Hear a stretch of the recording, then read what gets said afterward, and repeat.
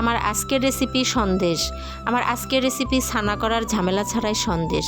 আসসালামু আলাইকুম ভিউয়ার্স, কেমন আছেন? শুরুতে আমি 2.5 কেজি দুধ নিয়েছি, একদম গরুর খাঁটি দুধ।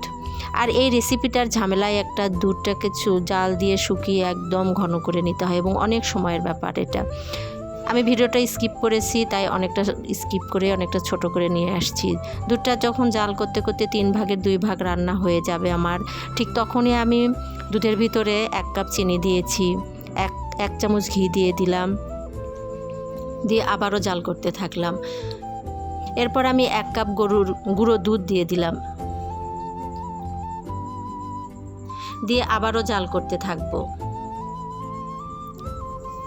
এভাবে রান্না করতে করতে যখন দুধটা একদম শুকিয়ে আসবে, ঠিক সেই পর্যায়ে আমি 1 টেবিল চামচের মতো ময়দা দিয়ে দিব। ময়দা দেওয়ার পর দেখা যাবে আমার রান্নাটা একদম শেষ পর্যায়ে চলে আসবে। কড়াইতে একদম শুকিয়ে একটা শুকনো ডোর মতো তৈরি হবে। মিষ্টি বানাতে, সন্দেশ করতে যে ডোটা প্রয়োজন, আমার সে ডোটা হয়ে গেছে। আমি হাত দিয়ে একটু নাড়ের মতো করে দেখলাম হয়ে গেছে। আমি চুলা থেকে নামিয়ে নিলাম, প্যান থেকে।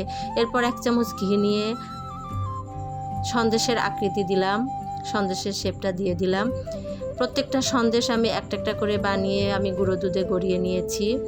ভিডিওটা আমি স্কিপ করেছি, দেখতে পাচ্ছেন। আমার 2.5 কেজি দুধ থেকে কিন্তু এতগুলো সন্দেশ হয়ে গেছে। খেতে এতটা মজা এবং লোভনীয়।